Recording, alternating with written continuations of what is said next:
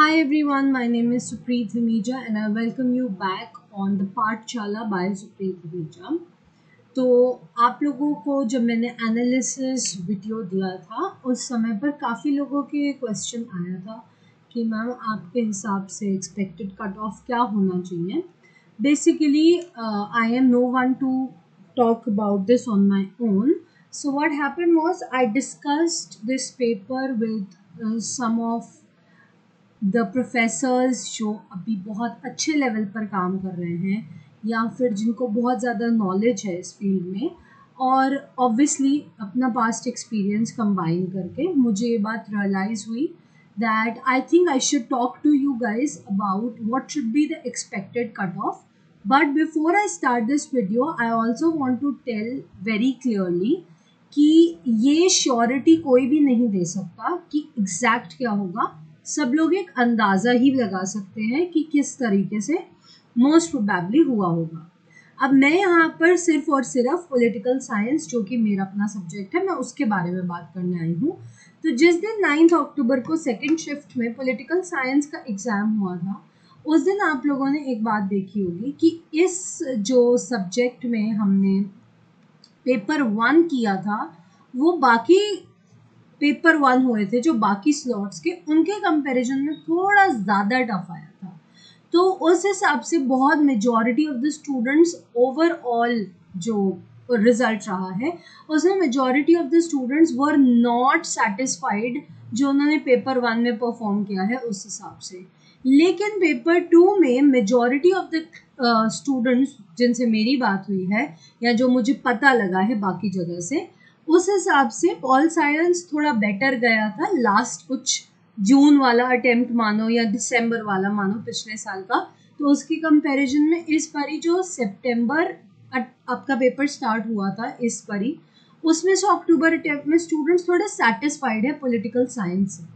अगर हम on an average estimate लगाकर चलें, so just let's have a quick idea.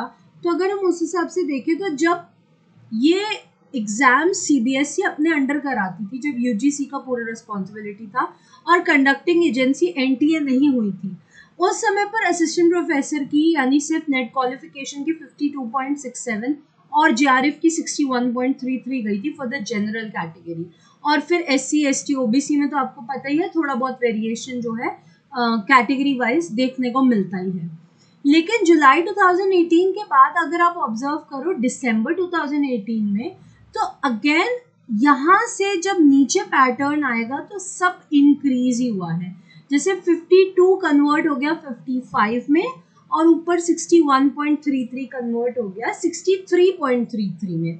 तो ऑन एन एवरेज अगर हम देखें मैथमेटिकली कैलकुलेट करके, तो लगभग 2% का इंक्रीमेंट दोनों जगह ऑब्जर्व किया जा सकता है. दो नेट के केस में थोड़ा इंक्रीमेंट ज़्यादा ही है, बट 2% का इंक्रीमेंट आप ऑब्जर्व कर सकते हो जनरल कैटेगरी में हो रहा है.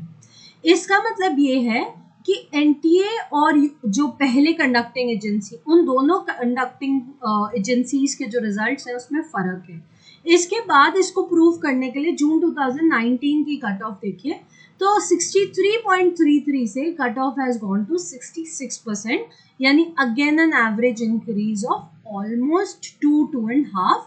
एंड सेम क्राइटेरिया वहाँ फॉलो हो रहा है 55 and then 56.67, so approx 1.5% and approx 2.5%. ठीक है, जेआरएफ का लेवल बहुत ज़्यादा इंक्रीज कर दिया गया. And then let's talk about the last exam which was conducted, जिसके बाद अब हमारा हुआ है दिसंबर 2019 लास्ट हुआ था जो एनटीए ने कंडक्ट कराया था, जिसके बाद अब हमने 9 अक्टूबर को पेपर दिया. उसमें पॉल साइंस का फिर 2% का इंक्रीमेंट हुआ है with 68% and then of assistant professor as 58.67, जबकि पहले एग्जाम में गया है 56.67 और उससे पहले के एग्जाम में आप लोगों ने देखा 55.33.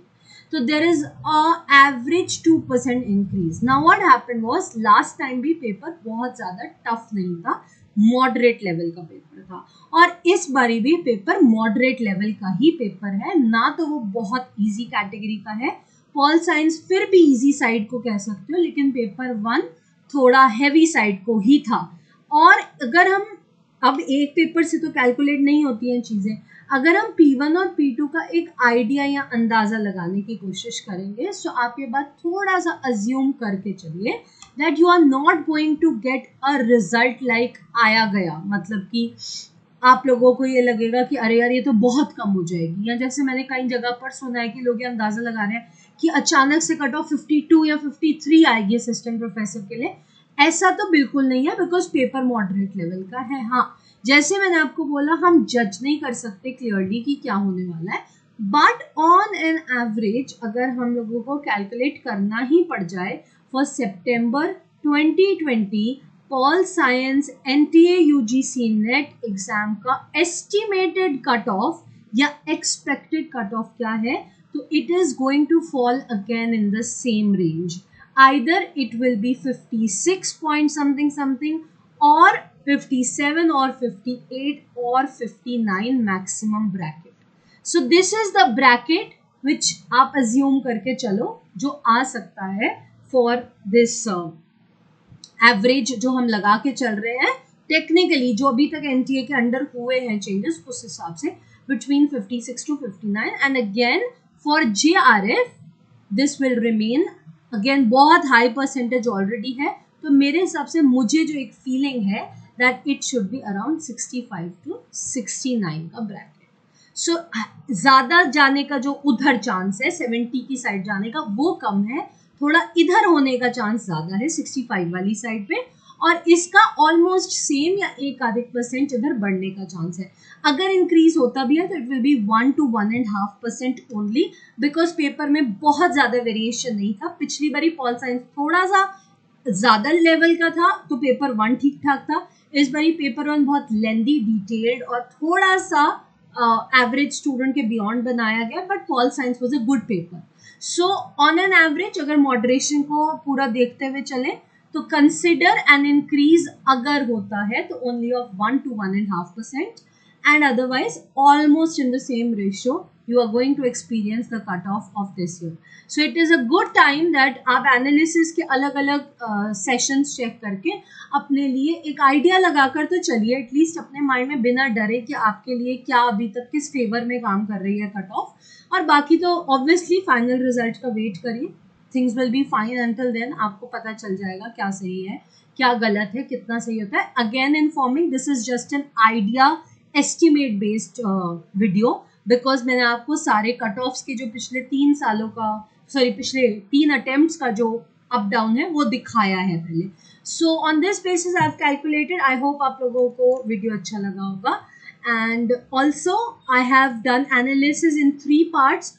इससे पहले जो वीडियो वो एनालिसिस का है, 2 पार्ट्स, 3 पार्ट यहाँ पर आपको डिस्प्ले होंगे और वो सारे लिंक डिस्क्रिप्शन बॉक्स में ऑलरेडी एडेड हैं, तो आप वहाँ से एनालिसिस चेक करके अपने लिए एक आइडिया भी बना सकते हो अगर अभी तक आपने चेक नहीं किया है। Don't forget to subscribe to the channel guys for future updates. बाकी आपके जो क्वेश्चंस आ रहे हैं हर दिन कि मैम नेक्स्ट पेपर कब हो सकता है एक्सपेक्टेड, जनवरी में, दिसंबर में, फरवरी में, उस तरह की बातें आंसर करने के लिए wait for the next video. I will see you guys soon. Thank you very much.